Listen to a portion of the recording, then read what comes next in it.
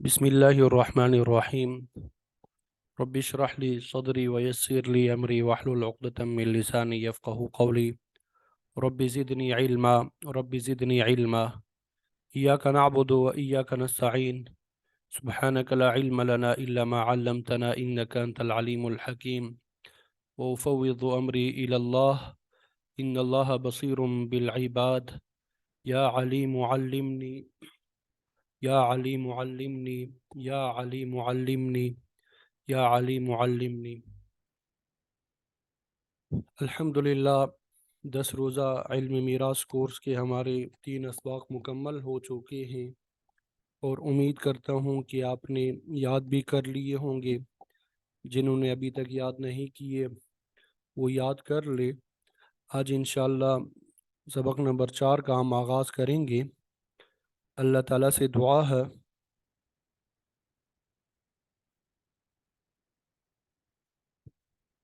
कि अल्लाह ताला हमारे लिए इस सबक को भी आसान बनाए और सही तरीके से समझने और समझाने की तौफीक अता फरमाए। तो हमने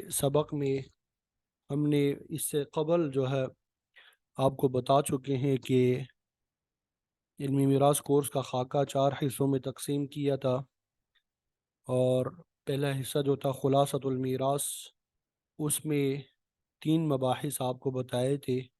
तरका से मुताल्लिक़ 4 हुकूक़, इसी तरह तरका तकसीम करने की तरतीब, 4 चीज़ें बताई थी। मवाने इर्स जो है वो 4 आपको बता दिए थे। फिर उसके बाद दूसरी बहस जो थी मारिफतुल वरसा, वरसा की पहचान। 3 किस्म के वरसा आपको बताए थे, ज़विल फ़ुरूज़, असबा, ज़विल अरहाम। फिर ज़विल फ़ुरूज़ के बारे में बता दिया था कि 12 है, 4 मर्द है, 8 औरतें। 4 मर्दों में से बाप, दादा और इसी तरह माँ, शरीक भाई और ज़ौज। और 8 औरतों में से ज़ौजा, बेटी, पोती, हकीकी बहन, बाप शरीक बहन, माँ शरीक बहन, वालदा और दादी या नानी। ये 8 औरतें, इनमें से हर एक के अहवाल हमने पढ़ लिए। बाप के 3 अहवाल थे और इसी तरह दादा के 4 अहवाल, औलादुल उम जो है उनके 3 अहवाल, ज़ौज के 2 अहवाल, ज़ौजा के 2 अहवाल, बेटी जो है उनके 3 अहवाल, पोतियों के 6 अहवाल, हकीकी बहनों के 5 अहवाल और अल्लाती बहनों के 7 अहवाल हमने पढ़ लिए। हकीकी बहनों के अहवाल कल ही पढ़े थे। अगर एक हो निस्फ, 2 या 2 से ज़्यादा हो तो सुलुसान, अगर हकीकी बाई आ जाए तो आसबा बन जाएगी, और अगर मैयत की मुअन्नस औलाद साथ में आ जाए तब भी आसबा होगी। और अगर मैयत की मुज़क्कर औलाद आ जाए, मैयत का बाप आ जाए, तो बिल इत्तिफ़ाक़ महरूम होगी। और अगर दादा आ जाए तो इमाम साहब रहमतुल्लाह अलैह के नज़दीक वो महरूम होंगी, साक़ित हो जाएंगी। और इसी तरह फिर अल्लाती बहनों के अहवाल भी आपको बता दिए थे, बाप शरीक बहनों के, कि उनके 7 अहवाल है। अगर एक हो निस्फ मिलता है, 2 हो तो सुलुसान मिलते हैं, और अगर एक हकीकी बहन साथ में आ जाए तो सुदुस मिलता है। अगर 2 हकीकी बहनें आ जाए तो महरूम हो जाएंगी, और अगर साथ में बाप शरीक भाई आ जाए तब आसबा होगी। इसी तरह मुअन्नस औलाद आ जाए मैयत की तब भी आसबा होगी।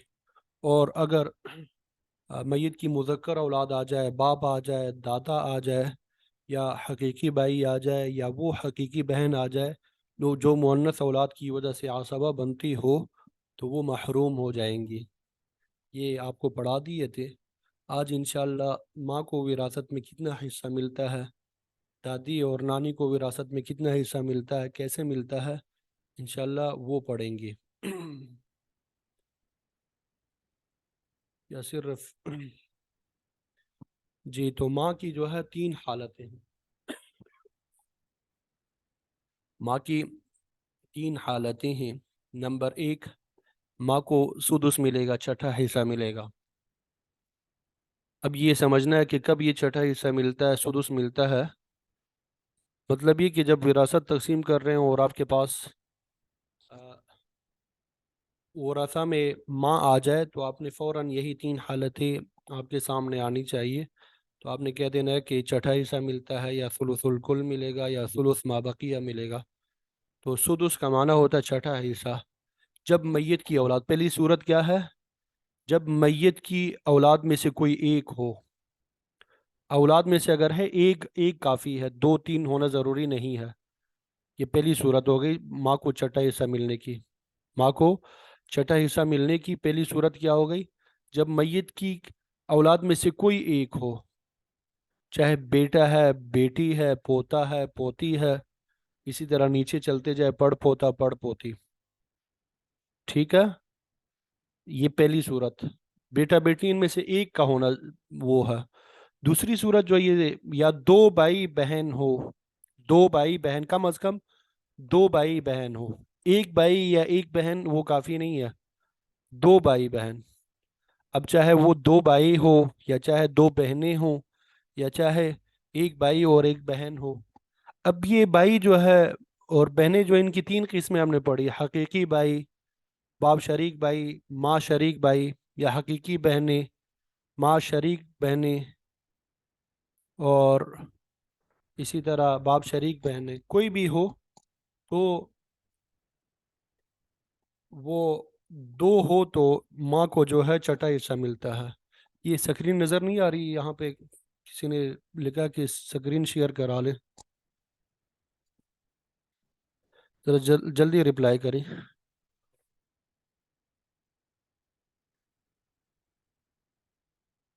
یہ بقیہ جو وی کین سی شیئر ہو رہی ہے، اچھا ٹھیک ہے۔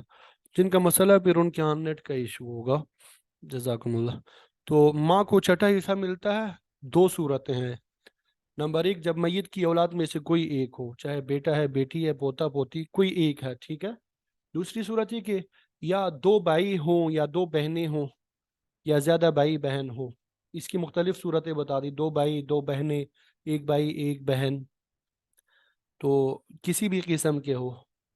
اب دو ہونا ضروری ہے، اگر ایک ہوگا تب یہ چھٹا حصہ نہیں ملے گا ان کو، ایک ہوگا تب ان کو چھٹا حصہ نہیں ملے گا، ٹھیک ہے۔ نمبر دو، ماں کو ثلث الکل ملے گا۔ ماں کو کیا ملے گا؟ ثلث الکل ملے گا۔ ثلث الکل کا مطلب کیا ہوتا ہے؟ کل مال کا ایک تہائی، یعنی جتنا مال ہے اس کا ایک تہائی، کل مال کا ایک تہائی اس کو ملے گا، ٹھیک ہے۔ دو الفاظ یہاں پر ہے، ایک ثلث ما بقی ہے اور ایک ثلث الکل ہے۔ ایک ثلث ما بقی ہے اور ایک ثلث الکل ہے۔ ثلث ما بقی کا معنی کہ جو باقی بچ گیا اس کا جو ثلث ہے وہ دے دیا جائے۔ ثلث الکل کا مطلب ہوتا ہے کل مال کا ثلث۔ اب فرض کرتے ہیں، یہ کوئی مسئلہ نہیں ہے، ویسے فرض کر لیتے ہیں کہ 9 ہے، ایک بندے کا انتقال ہوا ہے، 9 اس کے حصے ہیں، ٹھیک ہے۔ اب وہ تجہیز و تکفین وغیرہ، قرض کی ادائیگی، وصیت وہ کر چکے ہیں، اب 9 حصے اس کے باقی ہے، اب اس کو تقسیم کرنے ہیں۔ فرض کر لیے کہ اس میں سے 3 جو ہے ہم نے کسی وارث کو دے دی ہے، 3 ہم نے کسی وارث کو دے دی ہے، اب باقی بچ گئے 6، اب باقی بچ گئے 6۔ اب یہ 6 کا جو ہم ثلث نکالیں گے، ایک تہائی نکالیں گے، اس کو کہیں گے ثلث ما بقیہ، ثلث ما بقیہ۔ کل مال تو 9 تھا، تو 9 کا ہم نے ثلث نہیں نکالا بلکہ 9 میں سے 3 حصے ایک کو دے دیے، باقی بچ گیا 6۔ اب 6 کا جو ثلث ہم نے نکال دیا تو ثلث ہوتا ہے اس کا 2، تو 2 جو ہے ثلث ما بقیہ ہے۔ یہ اس کا 9 کا ثلث الکل کیا ہوگا؟ 3 ہوگا، یعنی کل مال کا۔ تو یہ انشاءاللہ آگے مثالیں جب بیان کریں گے، حل کریں گے، اس کی وضاحت مزید بھی ہو جائے گی۔ تو ماں کو ثلث الکل ملتا ہے کب؟ جب پہلی اور تیسری صورت نہ ہو۔ پہلی صورت سے مراد کیا ہے؟ جب میت کی اولاد میں سے کوئی نہ ہو، میت کی اولاد میں سے کوئی نہ ہو، یا میت کی اولاد میں سے، میت کی اولاد نہیں، دو بھائی بہنیں نہ ہو، دو بھائی بہنیں نہ ہو، ایک بھائی ہو یا ایک بہن ہو، ٹھیک ہے۔ تو ایسی صورت میں پھر ثلث الکل مل جائے گا۔ اور تیسری صورت نہ ہو، تیسری صورت ابھی ہم پڑھ لیتے ہیں، ٹھیک ہے۔ تیسری صورت کی صرف 2 مثالیں ہیں، تیسری صورت کی صرف 2 مثالیں ہیں اس کے علاوہ کوئی مثال نہیں ہے، ٹھیک ہے، دو صورتیں ہی ہے، اس کے علاوہ کوئی مسئلہ نہیں ہوتا اس کا۔ تو مطلب ثلث الکل کب ملے گا؟ جب پہلی اور تیسری صورت نہ ہو تو ماں کو ثلث الکل ملے گا۔ نمبر 3، ثلث ما بقیہ ملے گا۔ ثلث ما بقیہ ملے گا کب؟ یعنی میاں بیوی میں سے کسی ایک کا حصہ نکالنے کے بعد جو باقی بچ جائے اس کا 1/3 ماں کو ملے گا۔ میاں بیوی میں سے کسی ایک کا حصہ نکالنے کے بعد، میاں کا حصہ نکالنے کے بعد یا بیوی کا حصہ نکالنے کے بعد جو باقی بچ جائے گا اس کا 1/3 جو ہے ماں کو ملے گا۔ اس کو ثلث ما بقیہ کہتے ہیں۔ اور اس کے صرف 2 مسئلے ہیں، وہ بھی لکھے ہوئے ہیں۔ جب ماں کے ساتھ باپ آ جائے، ماں کے ساتھ کیا آ جائے؟ باپ آ جائے۔ جب ماں کے ساتھ اب ہو، باپ ہو، ٹھیک ہے، تو اب اس کو، ان دونوں کو ابوین کہتے ہیں۔ اس کو کیا کہتے ہیں دونوں کو؟ ماں تو پہلے سے موجود ہے، ماں تو کیا ہے؟ پہلے سے موجود ہے، میت کی ماں موجود ہے پہلے سے، اور ساتھ میں باپ بھی آ گیا، میت کا باپ بھی آ گیا، گویا کہ ابوین آ گئے۔ اس کو کیا کہیں گے؟ ابوین۔ جب ماں کے ساتھ باپ ہو مطلب ابوین ہو، اور زوجین میں سے کوئی ایک ہو، زوجین میں سے میاں بیوی میں سے کوئی ایک ہو، تو ایسی صورت میں ثلث ما بقیہ ملتا ہے۔ ایسی صورت میں کیا ملتا ہے؟ ثلث ما بقیہ۔ اور یہ صورت صرف 2 مسئلوں میں ہوتی ہے، یہ صورت جو پیش آتی ہے صرف 2 مسئلوں میں، تو یہ مزید آسان ہو گیا آپ کے لیے۔ نمبر 1 زوج موجود ہے، اور نمبر 2 ابوین موجود ہے، ماں بھی موجود ہے، باپ بھی موجود، ماں بھی موجود ہے، باپ بھی موجود ہے۔ تو ایسی صورت میں ہم نے پڑھا ثلث ما بقیہ دیں گے، یعنی پہلے شوہر کو حصہ ملے گا۔ پہلے کوئی کس کو حصہ ملے گا؟ شوہر کو۔ شوہر کو اب کیا حصہ ملے گا آپ مجھے ذرا بتا دیں؟ اولاد نہیں ہے، نصف مل جائے گا، ٹھیک ہے، اولاد نہیں ہے تو نصف مل جائے گا۔ باپ جو ہے عصبہ بن جائے گا، باپ کیا بن جائے گا؟ عصبہ بن جائے گا۔ اور ماں جو ہے اس کو ثلث ما بقیہ مل جائے گا۔ ابھی آگے ہم مثال حل کریں گے، واضح ہو جائے گا، ٹھیک ہے۔ دوسری مثال اس کی ہے، زوجہ بیوی ہے اور ساتھ میں ابوین ہے، تو سب سے پہلے جو ہے بیوی کا حصہ دے دیں گے۔ بیوی کا جو حصہ دینے کے بعد اب اس کا جو باقی بچ جائے گا اس کا ثلث ما بقیہ ماں کو دیں گے، اور باپ جو ہے عصبہ ہے اس کو بھی دے دیں گے۔ یہ انشاءاللہ اب جب مثالیں حل کریں گے تو اس میں واضح ہو جائے گا۔ اب یہاں پہ تو اب یہ صرف 2 حالتیں آپ کو یاد ہونی چاہیے، اس کو تھوڑا مسئلہ ہوگا، باقی ثلث ما بقیہ تو معلوم ہو گیا کہ یہی 2 صورتیں ہوں گی، زوج ہے اور ابوین ہے، یا زوجہ ہے اور ابوین ہے، تب ثلث ما بقیہ ملتا ہے۔ تو اب یہ تو کلیئر ہو گیا، یہ ثلث ما بقیہ ان 2 صورتوں میں ہوتا ہے، باقیوں میں نہیں ہوتا۔ اب یہ ماں جو ہے یا تو اس کو چھٹا حصہ ملے گا یا ثلث الکل ملے گا، اس کو آپ نے بس پہچاننا ہے۔ سدس کب ملے گا؟ جب میت کی اولاد ہے، آنکھیں بند کر کے بس کہہ دینا کہ بھئی اب اس کو سدس مل جائے گا۔ یا 2 بھائی بہنیں ہیں، تب بھی آنکھیں بند کر کے آپ نے کیا کر دینا ہے؟ سدس دینا ہے۔ اگر پہلی صورت نہیں ہے اور تیسری صورت بھی نہیں ہے تب جو ہے ماں کو ثلث الکل ملتا ہے، ثلث الکل ملتا ہے، کل مال کے 1/3۔ مثالوں کی طرف آ جائیں۔ اللہ اکبر کبیرہ والحمد للہ کثیرہ، یا سبح یا قدوس یا غفور یا ودود۔ مثال نمبر 1 الف، اس کی طرف آ جائیں۔ یہاں پہ ایک شخص کا انتقال ہوا، ماں موجود ہے اور بیٹا موجود ہے، تو اب مجھے بتائیں کہ یہاں پہ کیا ملے گا؟ جلدی سے آپ بتائیں، اب تو ماشاءاللہ اتنی مناسبت ہو جانی چاہیے، جلدی بتاتے جائیں۔ ماں کو چھٹا حصہ ملے گا، ماں کو کیا ملے گا؟ چھٹا حصہ ملے گا، کیونکہ میت کی اولاد ہے، بیٹا موجود ہے، بیٹے کے احوال ہم نے پڑھے نہیں ہے اس لیے ہم اس کو ٹچ ہی نہیں کرتے، ٹھیک ہے۔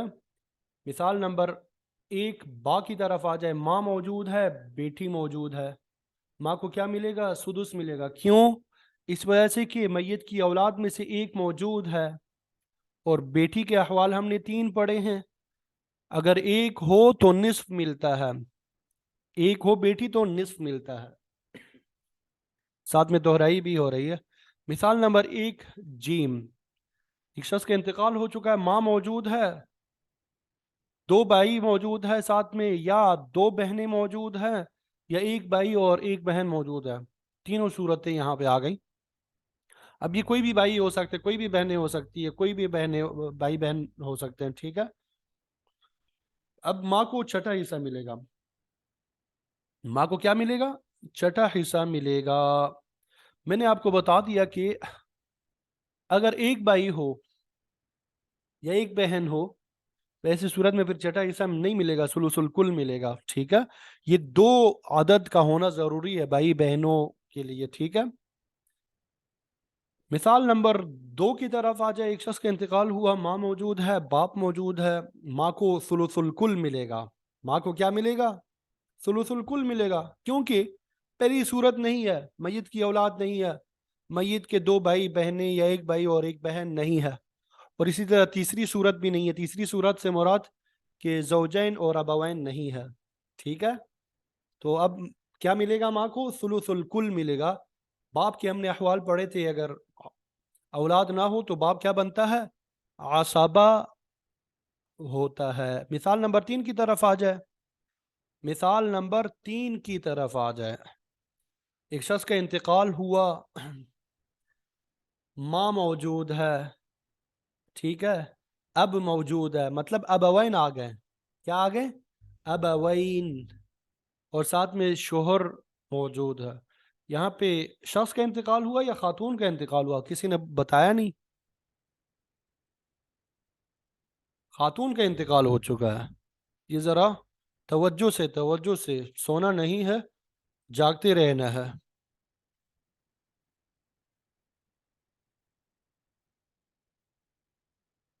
جی، خاتون کا انتقال ہو چکا ہے۔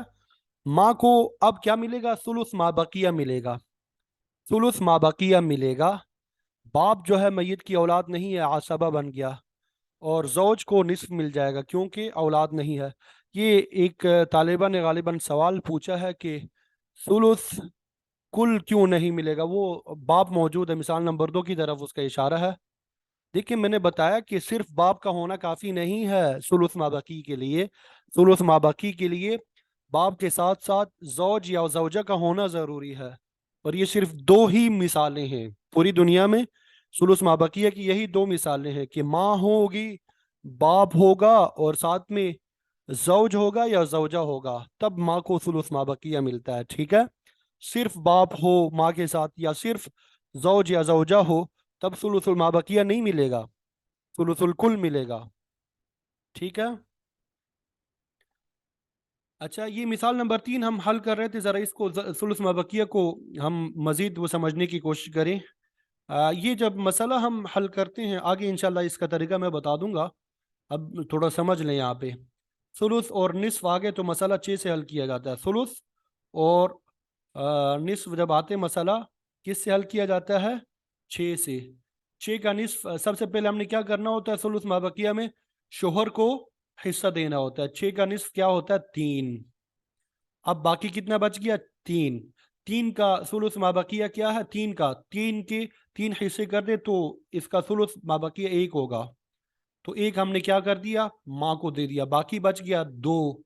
اب ذوی الفروض سے جو باقی بچ جاتا ہے وہ عصبہ کو دیا جاتا ہے، وہ 2 حصے ہم نے باپ کو دیے۔ یہ انشاءاللہ اس کی پریکٹس کریں گے، یہ مسئلہ بنانے کا جو طریقہ ہے وہ آج کوشش کریں، آج کچھ ہم اس کا حصہ پڑھ لیں۔ مسئلہ نمبر 4 کی طرف آ جائے۔ ماں موجود ہے، باپ موجود ہے، اور زوجہ موجود ہے۔ زوجہ زوجہ کو کیا ملے گا؟ ربع، کیونکہ میت کی اولاد نہیں ہے۔ باپ کو کیا ملے گا؟ باپ عصبہ بنے گا کیونکہ میت کی اولاد نہیں ہے۔ ماں کو کیا ملے گا؟ ثلث ما بقیہ ملے گا، کیونکہ میت کے ساتھ باپ بھی موجود ہے اور زوجہ بھی موجود ہے۔ یہ ثلث ما بقیہ پھر میں واضح کر رہا ہوں، بعض طلبہ اور طالبات اس کو سمجھنے کی کوشش نہیں کر رہے ہیں کہ یہ بس یہی 2 صورتیں ہیں، ثلث ما بقیہ ماں کو ملتا ہے، اس کی صرف یہی 2 صورتیں ہیں، ماں موجود ہوگی، باپ موجود ہوگا، ساتھ میں زوجین میں سے کوئی ایک ہو، زوج یا زوجہ، بس یہ 2 مثالیں ہیں، اور کوئی مثالیں نہیں ہیں۔ کہیں پہ بھی ماں کو ثلث ما بقیہ نہیں ملے گا، یا تو ثلث الکل ملے گا یا ثلث سدس مل جائے گا۔ اب اگر ماں ہے ساتھ میں باپ آ جائے تب بھی ثلث کل ملے گا. ماں ہے ساتھ میں زوج آ جائے تب بھی ثلث کل ملے گا. ماں ہے ساتھ میں زوجہ آ جائے تب بھی ماں کو ثلث کل مل جائے گا. البتہ اگر اولاد آ جائے، کوئی بھی اولاد آ جائے ماں کے ساتھ، سدس ملے گا، چھٹا حصہ ملے گا. یا ماں کے ساتھ دو بھائی آ جائے یا دو بہنیں آ جائے یا ایک بھائی اور ایک بہن آ جائے تب بھی سدس مل جائے گا. ماں کے ساتھ ایک بھائی آ جائے یا ایک بہن آ جائے یا تو ایسی صورت میں ماں کو پھر ثلث الکل ملے گا. اس کو آپ ذرا سمجھ لیں، یاد کر لیں. اب یہ مسئلہ نمبر 4 اس کو مکمل طور پہ حل کرتے ہیں. مسئلہ نمبر 4 کو بھی مکمل طور پہ حل کر لیتے ہیں. ثلث اور ربع جب آتا ہے مسئلہ 12 سے بنایا جاتا ہے. یہ میں آپ کو سکھا دوں گا، پریشان نہ ہو اس کے لیے. 12 کا ربع جو ہے وہ 3 ہے. 12 کا ربع کیا ہوتا ہے؟ 3. یہ زوجہ کو دے دیا. اب 12 میں سے 3 نکالتے ہیں، باقی کتنا بچتا ہے؟ 9. باقی 9 بچتا ہے. تو ہم نے پڑھا کہ زوج یا زوجم میں سے جو باقی بچ جائے اس کا ثلث جو ہے ماں کو دینا ہے. ثلث ما بقیہ کا مطلب یہ ہے. تو 9 کا ثلث کیا بنے گا؟ 9 کو 3 حصوں میں تقسیم کر دیں گے، 3 3 3 آئے گا، تو یہ ثلث بن جائے گا 3 اس کا. اب 9 سے جب 3 ہم نے نکال دیا باقی بچ گیا 6. 9 سے ہم نے 3 نکال دیا، باقی کتنا بچ گیا؟ 6. جو ذوی الفروع سے باقی بچا جاتا ہے وہ باپ کو دیا جاتا ہے. اگر یہ 12 ہی کا ہم ثلث نکالیں جس کو ثلث الکل کہا جاتا ہے، تو 12 کا ثلث جو ہے وہ زیادہ بنتا ہے، 4 بنتا ہے. ٹھیک ہے، وہ زیادہ بنتا ہے. امید کرتا ہوں سمجھ آ گئی ہوگی. اگر سمجھ نہیں آئی تو سمجھنے کی کوشش کریں. آگے بھی انشاءاللہ یہی بات دہرائی جا رہی ہے، اس کی طرف متوجہ ہو جائیں. وَلِلْأُمِّ ثَلَاثَةُ أَحْوَالٍ، ماں کے لیے 3 احوال ہے. نمبر 1 السدس عند الولد وولد الابن وإن سفل، ماں کو چھٹا حصہ ملے گا ولد ہونے کی صورت میں، یعنی ولد بیٹا بیٹی میں سے کوئی ہے، ولد الابن پوتا پوتی میں سے کوئی ہے، وإن سفل اس طرح نیچے چلتے جائے، پڑ پوتا پڑ پوتی میں سے کوئی ہے. ٹھیک ہے. اچھا یہاں پہ پھر میں بتا دوں کہ نواسا نواسی اگر ہو تب یہ ولد نہیں ہے. نواسا نواسی ولد نہیں ہے تو ماں کو ثلث الکل ملے گا، سدس نہیں ملے گا ان کے ساتھ. اویل اثنین من الاخوۃ والاخوات، اویل اثنین، اثنین کا معنی 2، اخوہ بھائیوں کو کہا جاتا ہے، 2 بھائی ہو، والاخوات بہنوں اور بھائیوں میں سے 2 ہو، من ای جہت کانوا اور وہ کسی بھی قسم کے ہو، چاہے وہ خیفی ہے، علاتی ہے، حقیقی ہے، اس سے کوئی فرق نہیں پڑتا. نمبر 2 ثلث الکل عند عدم ہؤلاء، ان کے نہ ہونے کی صورت میں، یعنی پہلی صورت کے نہ ہونے کی صورت میں اور تیسری صورت کے نہ ہونے کی صورت میں ماں کو ثلث الکل ملتا ہے. نمبر 3 ثلث ما بقیہ، ماں کو ثلث ما بقیہ مل جائے گا بعد فرض احد الزوجین، زوجین میں سے ایک کو حصہ دینے کے بعد، زوجین میں سے ایک کو حصہ دینے کے بعد. وذالک فی مسئلتین، اور یہ صورت جو ہے صرف 2 مسئلوں میں پیش آتی ہے. الزوج او الزوجۃ مع الابوین، زوج ہو اور ساتھ میں ابوین ہو، یا زوجہ ہو اور ساتھ میں ابوین ہو. ابوین کا میں نے وضاحت کر دی ابوین کی کہ ماں باپ کو کہا جاتا ہے. تو یہ الحمدللہ ماں کے احوال آپ کے سامنے کلیئر ہو گئے، واضح ہو گئے. اب آگے چلتے ہیں دادی کی طرف، نانی کی طرف.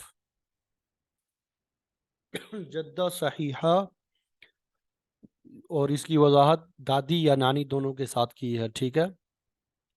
سب سے پہلے ہم جدہ صحیحہ کو پہچاننے کی کوشش کریں. ایک تو جد صحیح ہوتا ہے اور ایک جدہ صحیحہ، دونوں میں فرق ہے. جدہ صحیحہ، جدہ صحیحہ کسے کہتے ہیں؟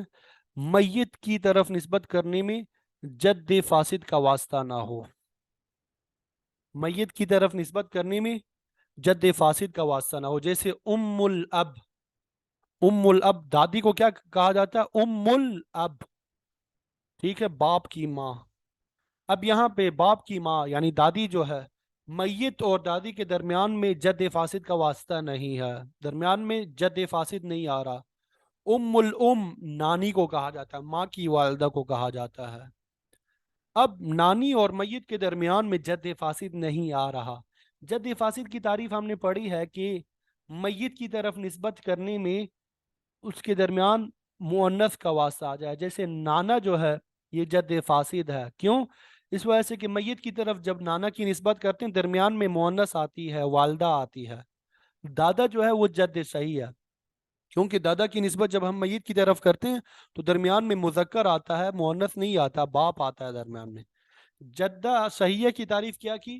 میت کی طرف نسبت کرنے میں جد فاسد کا واسطہ نہ آئے، نانا کا واسطہ نہ آئے. ٹھیک ہے، دادا کا واسطہ آ جائے کوئی فرق نہیں پڑتا، یا دادا نانا میں سے کوئی بھی نہ ہو، جیسے دادی نانی، ان میں سے ان کے درمیان دادا وغیرہ آتا ہی نہیں بالکل، تو یہ جدہ صحیحہ کہلائے گا. جدہ فاسدہ جو ہے میت کی طرف نسبت کرنے میں جد فاسد کا واسطہ ہو، میت کی طرف نسبت کرنے میں جد فاسد کا واسطہ ہو. جیسے ام اب الام، ام اب الام، نانا کی ماں. نانا کی ماں جو ہے، اب نانا جو ہے یہ خود جد فاسد ہے. ام الاب جو ہے، یہ نانا جو ہے یہ کیا ہے؟ جد فاسد ہے. تو نانا کی جو والدہ ہے وہ جدہ فاسدہ کہلائے گی، کیونکہ نانا کی ماں جو ہے اس کی جب نسبت ہم ماں کی طرف میت کی طرف کرتے ہیں تو درمیان میں نانا آتا ہے، اور نانا جو ہے یہ خود کیا ہے؟ جد فاسد ہے. تو میت کی طرف نسبت کرنے میں جد فاسد کا واسطہ ہو تو یہ کیا کہلائے گا؟ جدہ فاسدہ کہلائے گا. تو یہاں پہ ہم نے جدہ صحیحہ کی احوال پڑھنے. جدہ فاسدہ جو ہے یہ ذوی الفروز میں سے نہیں ہے، جیسا جد فاسد ذوی الفروز میں سے نہیں تھا اسی طرح جدہ فاسدہ بھی ذوی الفروز میں سے نہیں ہے. جدہ صحیحہ اس میں دادی بھی شامل ہے، نانی بھی شامل ہے. دونوں میں فرق کیا ہے؟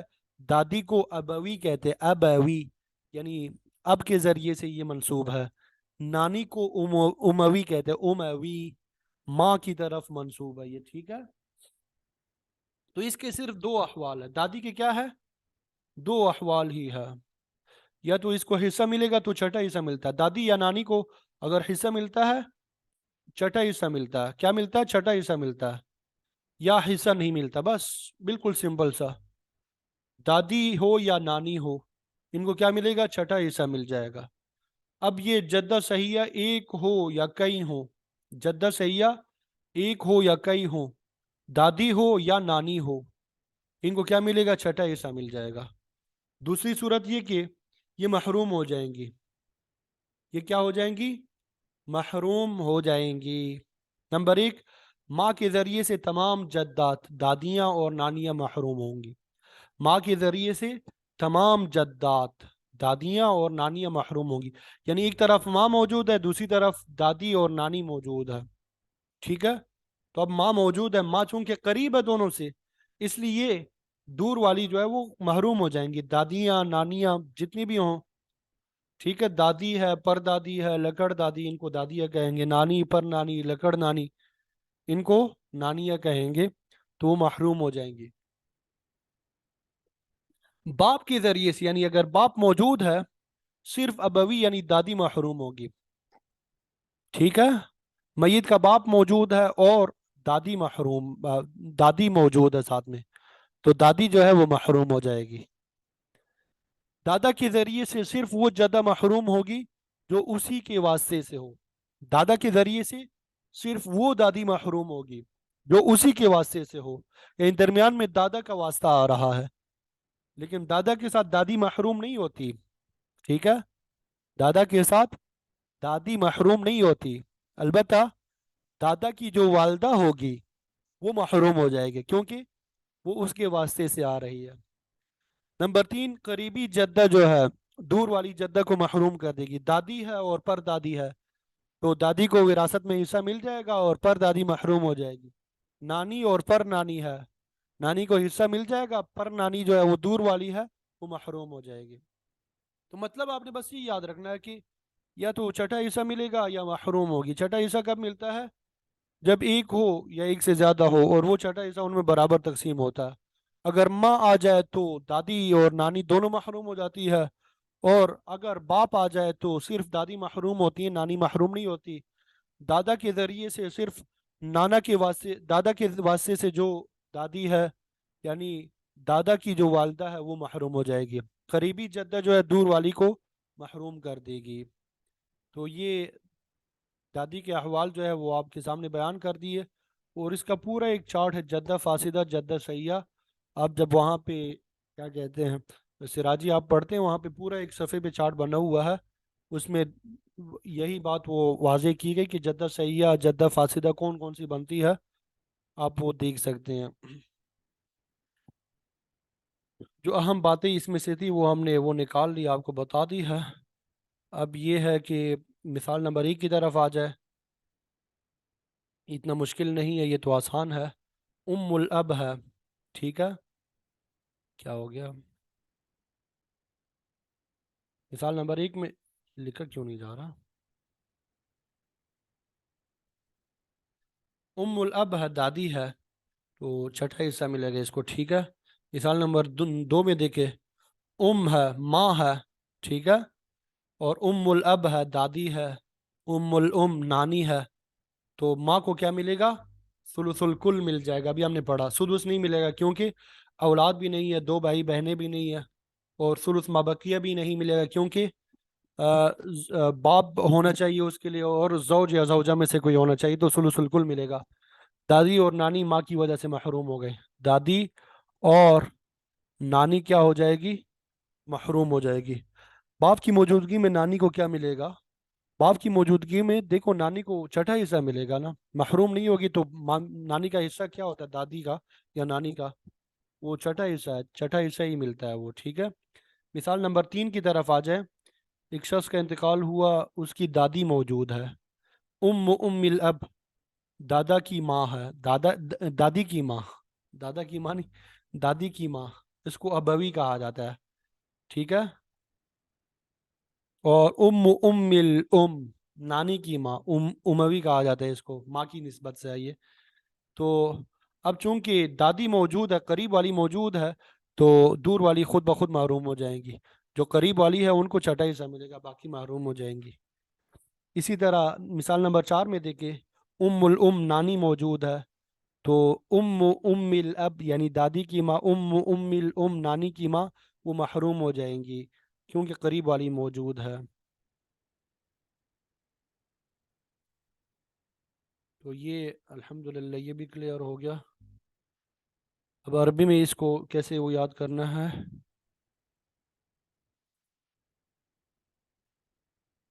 وللجدت الصحیحہ تھی. جدہ صحیحہ جو ہے، جدہ صحیحہ، اس کے لیے 2 احوال ہے. السدس واحدۃ کانت او اکثر، تو اس کو چھٹا حصہ ملے گا چاہے وہ 1 ہو یا 1 سے زیادہ ہو. نمبر 2، وَيَسْقُطْنَ كُلُّهُنَّ بِالْأُمِّ، یہ سب کے سب کیا ہو جائیں گی؟ چاہے دادیاں ہوں نانیاں ہوں، ماں کے ذریعے سے محروم ہو گئی. ایک صورت ہو گئی. والابویات بالابی، اور ابویات جو ہے باپ کے واسطے سے جو ہے، یعنی دادی وہ باپ کے ذریعے سے محروم ہوگی، نانی نہیں ہوگی. وکذالک بالجد، اسی طرح باپ کے واسطے سے جو دادیاں ہیں یا دادا کے ذریعے سے، وہ محروم ہوگی. الا الاب، البتہ دادا کے ذریعے سے الاب محروم نہیں ہوگی. الاب دادی کو کہتے ہیں، ٹھیک ہے، وہ محروم نہیں ہوگی. دادا کے واسطے سے جو ہوں گی یعنی دادا کی والدہ، وہ محروم ہو جائیں گی. تیسری صورت، والقربہ تحجب البعد، والقربہ تحجب البعد، اور جو قریب والی ہے وہ دور والی کو محروم کر دے گی. یعنی دادی ہے اور پر دادی ہے، تو دادی کے ذریعے سے پر دادی محروم ہو جائے گی، ٹھیک ہے. اور ولا عبرۃ للجہاد وعلیہ الفتویٰ، اور جہاد کا اعتبار نہیں کیا جائے گا، اس پہ فتویٰ ہے. بعض اوقات ایسی صورتیں پیش آتی ہے کہ ایک ہی خاتون جو ہے وہ دادی بھی بن رہی ہوتی ہے، نانی بھی بن رہی ہوتی ہے. ایک طرف ایک خاتون ہے وہ دادی بھی بن رہی ہے، نانی بھی بن رہی ہے. دوسری طرف دوسری خاتون وہ صرف دادی ہے یا صرف نانی ہے.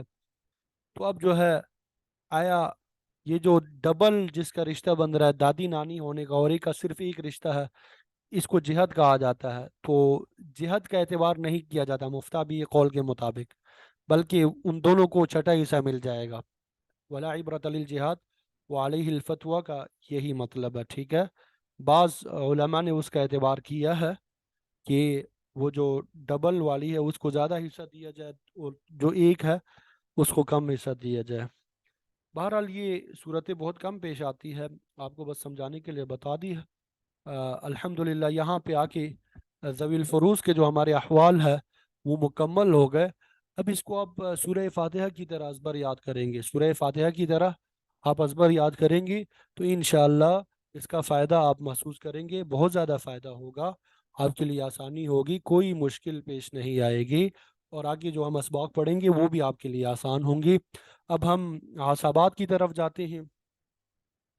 आसाबात को थोड़ा सा पढ़ लें और फिर उसके बाद ज़वील अरहम भी पढ़ लेते हैं, और फिर आज का सबक, इरादा तो थोड़ा ज़्यादा पढ़ाने का था लेकिन टाइम मुकम्मल होने वाला है, तो इंशाल्लाह 10:30 बजे पे हम क्लोज़ कर लेते हैं सबक को।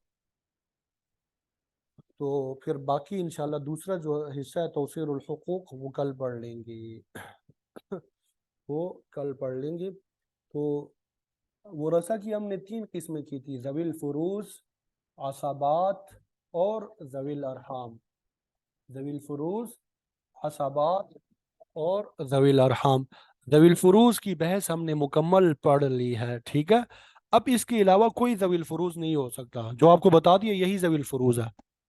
अब आज हम आसाबात पढ़ेंगे, तो आसाबात जो है वो भी वाज़े हो जाएंगे। आसाबात जिसका फ़र्ज़ मुकर्रर ना हो, जिसका फ़र्ज़, जिसका हिस्सा मुकर्रर ना हो, वो हमने पढ़ा था। फ़र्ज़ की 6 किस्में हैं, सहम की 6 किस्में हैं कुरान मजीद में जो इससे मुकर्रर है, निस्फ़, रुबु, सुमुन, सुदुस, सुलुसान और सुलुस। जिसका ये हिस्सा मुकर्रर ना हो वो आसाबात है। अब इनका हुक्म क्या होता है? ज़वील फ़ुरूज़ ना होने की सूरत में मुकम्मल तरह के मुस्तहिक होते हैं, यानी ज़वील फ़ुरूज़ नहीं है, आसाबा आ जाए तो मुकम्मल सारा तरह का वो ले लेंगे, और ज़वील फ़ुरूज़ होने की सूरत में बकिया तरह के मुस्तहिक होते हैं। अब ये फिर आसाबात में कैसे तकसीम किया जाता है? जो मुज़क्कर होंगे उनको डबल हिस्से दिए जाएंगे, और जो मुअन्नस होंगे उनको एक हिस्सा दिया जाता है। जब ये मसाइल हल करेंगे मज़ीद इसकी वजाहत हो जाएगी। अब आसाबात की 2 किस्में, इब्तदाई तौर पे आसाबात की कितनी किस्में बनती है? 2 किस्में बनती है। नंबर 1, आसाबात नसबी और आसाबात सबबी। ये इसी तरीके से याद करना है आपने। नंबर 1 आसाबात नसबी, और नंबर 2 आसाबात सबबी।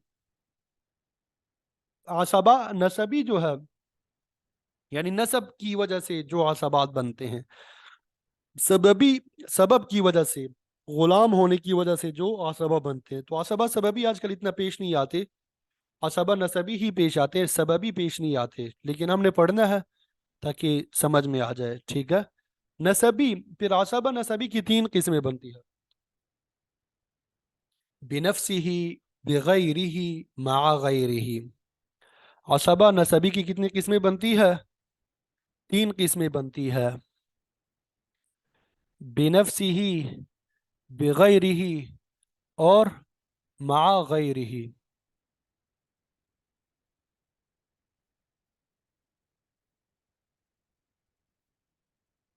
जी, आवाज़ के बारे में ज़रा मुझे बता दें कि ये आवाज़ कैसी है।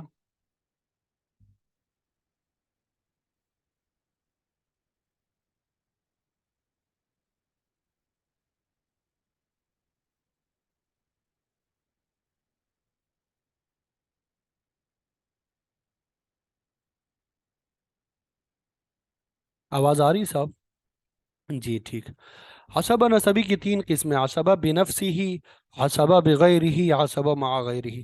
तो इस तरीके से सबसे पहले आप तारीफ़ याद करेंगे, फिर 2 किस्में याद करेंगे, फिर हसबा नसबी की 3 किस्में, बेनफसी ही, बगैर ही, मा गैर ही। नसबी में जो है नसब के एतबार से जो होंगे वो शामिल है, ठीक है। तो अभी हम आगे चलते हैं। हसबा बेनफसी ही,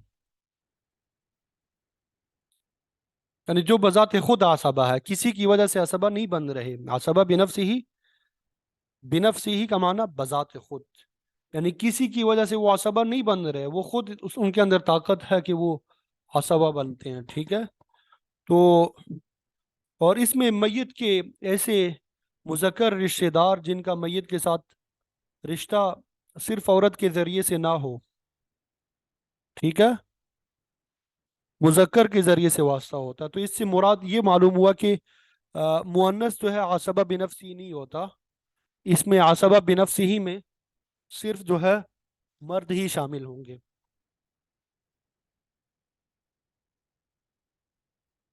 عصبہ بنفسہ میں مرد ہی شامل ہوں گے. وہ مذکر ہے جو مذکر ہی کے واسطے سے میت کی طرف منسوب ہو، جیسے بیٹا، پوتا، باپ وغیرہ.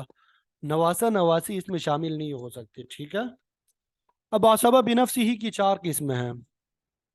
نمبر 1 جزء المیت، نمبر 2 اصل المیت، نمبر 3 جزء ابیہ، نمبر 4 جزء جدی. جزء المیت، اصل المیت، جزء ابیہ، جزء جدی.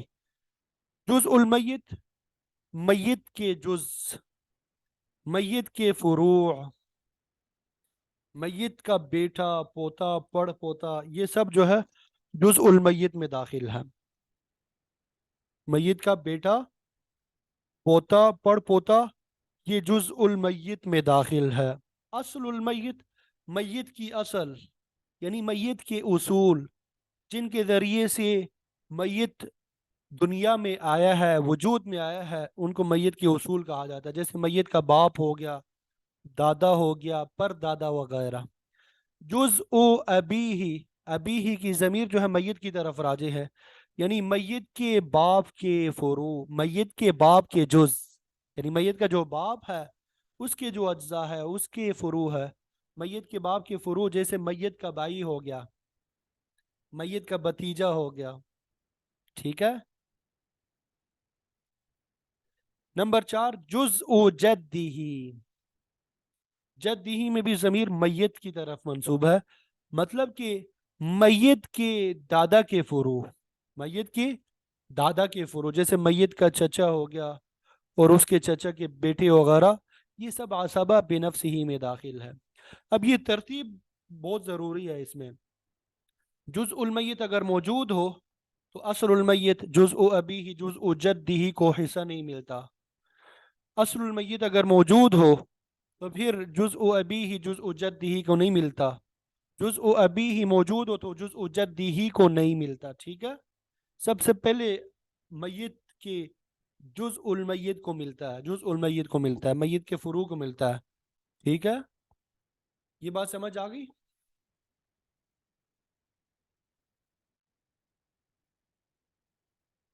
دوسری قسم جو میں نے آپ کو بتائی تھی عصبہ بغیرہ، ٹھیک، کتنا ملتا ہے اس بارے میں ابھی خاموش سکوت اختیار کریں. جو بڑا ہے صرف اس حد تک. ٹھیک ہے. اس کے بارے میں آپ کو بتا چکا ہوں کہ ذوی الفروز میں سے جو باقی بچ جائے وہ ان کو ملتا ہے. اب جتنے بھی بچتا ہے وہ ان کو ملے گا. ٹھیک ہے. اب کس طریقے سے ملے گا وہ انشاءاللہ پڑھیں گے. عصبہ کی دوسری قسم جو ہے عصبہ بغیرہ، غیر کی وجہ سے عصبہ بن جائے، غیر کی وجہ سے. عصبہ بغیرہ سے مراد وہ خواتین ہے جو اپنے بھائیوں کے ساتھ مل کر عصبہ بنتی ہے. عصبہ بغیرہ سے مراد وہ خواتین، وہ مؤنث جو اپنے بھائیوں کے ساتھ مل کر عصبہ بنتی ہے. یہاں پہ ایک بات یہ بھی یاد رکھے، ہر خاتون، ہر خاتون اپنے بھائی کے ساتھ مل کے عصبہ نہیں بنتی، بلکہ صرف وہ خواتین جن کا ذوی الفروز میں سے حصہ بنتا ہے، جن کا ذوی الفروز میں سے حصہ بنتا ہے، ان کے ساتھ اگر ان کا بھائی آ جائے تو پھر وہ عصبہ بنتی ہے. اب بہت سی خواتین ہے جن کا ذوی الفروز میں سے حصہ نہیں بنتا اور پھر بھی اس کا بھائی، ان کا بھائی ان کے ساتھ آ جاتا ہے، وہ عصبہ نہیں بنتی، ان کا صرف بھائی عصبہ ہوتا ہے. ٹھیک ہے. تو عصبہ بغیر ہی سے مراد وہ خواتین ہے جو اپنے بھائیوں کے ساتھ مل کر بنتی ہے، اور یہ خواتین عام نہیں ہے، یہ خاص ہے. خاص سے مراد یہ کہ ذوی الفروز میں ان کا حصہ بنتا ہو. اب یہ کون سی خواتین ہے؟ عصبہ بغیر ہی کی 4 قسم ہے. بنت، بیٹی جو ہے، اب بیٹی کو ذوی الفروز میں سے حصہ ملتا ہے نصف ثلثان. بھائی آ جائے اس کا، یعنی بیٹا آ جائے ساتھ میں، بھائی کون ہوگا اس کا؟ بیٹا آ جائے تو یہ بیٹی کا جو ہے یہ بھائی بنتا ہے، تو یہ عصبہ بن جائے گی. ٹھیک ہے. بنت الابن، اس کا بھی ذوی الفروز میں سے حصہ ہے نصف ثلثان سدس، لیکن اگر اس کا بھائی ساتھ میں آ جائے، پوتا آ جائے، تو یہ عصبہ بنتی ہے. اخت یعنی حقیقی بہن، اس کا بھی وراثت میں حصہ ہوتا ہے نصف ثلثان، اور اگر اس کا بھائی ساتھ میں آ جائے، یعنی حقیقی بھائی آ جائے، تو یہ عصبہ بن جائے گی. اخت علاتی باپ شریک بہن، اس کا بھی ذوی الفروض میں سے حصہ، اگر اس کا باپ شریک بھائی ساتھ میں آ جائے تو یہ عصبہ بن جائے گی. ٹھیک ہے، یہ کیا بن جائے گی؟ عصبہ بن جائے گی. اب یہ میت سے مراد کچھ بھی ہو سکتا ہے. میت مرد بھی ہو سکتا ہے، خاتون بھی ہو سکتی ہے. میت کی بیٹی ہے، چاہے وہ خاتون کی بیٹی ہے یا مرد کی بیٹی ہے، اس سے فرق نہیں پڑتا. عصبہ بغیر ہی بتا دیا کہ وہ خواتین جو اپنے بھائیوں کے ساتھ مل کر عصبہ بنتی ہوں. عصبہ مع غیر ہی، عصبہ مع غیر ہی، اس سے مراد وہ خواتین جو مؤنث اولاد کی وجہ سے عصبہ بنتی ہو. یہ کیا بنتی ہے؟ مؤنث اولاد کی وجہ سے، یعنی بیٹی یا پوتی کے ساتھ عصبہ بنتی ہے. اور یہ ہم نے پڑھ لیا اخت اعیانی اور اخت علاتی. اخت اعیانی اور اخت علاتی، اخت اعیانی کے ساتھ جب مؤنث اولاد آ جائے تو یہ عصبہ بنتی ہے، اور اخت علاتی کے ساتھ جب مؤنث اولاد آتی ہے تب بھی یہ کیا بنتی ہے؟ یہ عصبہ بنتی ہے. یہ کیا بنتی ہے؟ عصبہ بن جائے گی. یہ میں نے وہاں پہ بتا دیا تھا عصبہ بغیر ہی اور عصبہ مع غیر ہی، تو یہ مراد ہے اس سے. تو یہ عصبہ بنفس ہی بھی چار ہو گئے: جزء المیت، اصل المیت، جزء ابی، جزء جد. اور عصبہ بغیر ہی بھی چار ہو گئی: بیٹی، پوتی، پڑ پوتی، یعنی بیٹی، پوتی، حقیقی بہن اور باپ شریک بہن. جب ان کے ساتھ بھائی آتا ہے تو یہ عصبہ بنتی ہے. اور عصبہ مع غیر ہی، اس کی دو قسمیں ہو گئی: حقیقی بہن اور علاتی بہن، جب ان کے ساتھ مؤنث آ جائے، میت کی مؤنث اولاد آ جائے.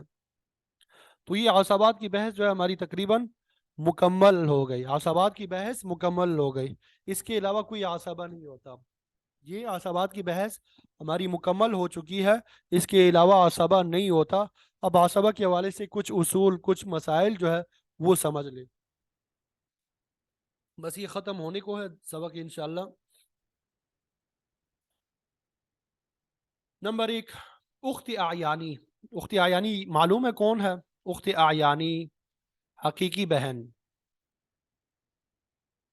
حقیقی بہن، اس کے ذریعے سے اخ علاتی محروم ہوتا ہے. باپ شریک بھائی جو ہے محروم ہو جاتا ہے. حقیقی بہن اور باپ شریک بھائی آ جائے، حقیقی بہن ہے ایک طرف، دوسری طرف باپ شریک بھائی ہے، حقیقی بہن کو حصہ ملے گا اور باپ شریک بھائی جو ہے وہ محروم ہو جائے گا. نمبر دو، ان دونوں کے ذریعے سے، ان دونوں سے مراد کیا ہے؟ اخت اعیانی حقیقی بہن اور باپ شریک بہن اخت علاتی، ان کے ذریعے سے ابن الاخ یعنی بتیجا محروم ہوتا ہے. ایک طرف حقیقی بہن ہے، دوسری طرف بتیجا ہے. ایک طرف باپ شریک بہن ہے، دوسری طرف بتیجا ہے. تو ان کو ملے گا، ان دونوں کو مل جائے گا اور بتیجا محروم ہو جائے گا. وجہ اس کی کیا ہے؟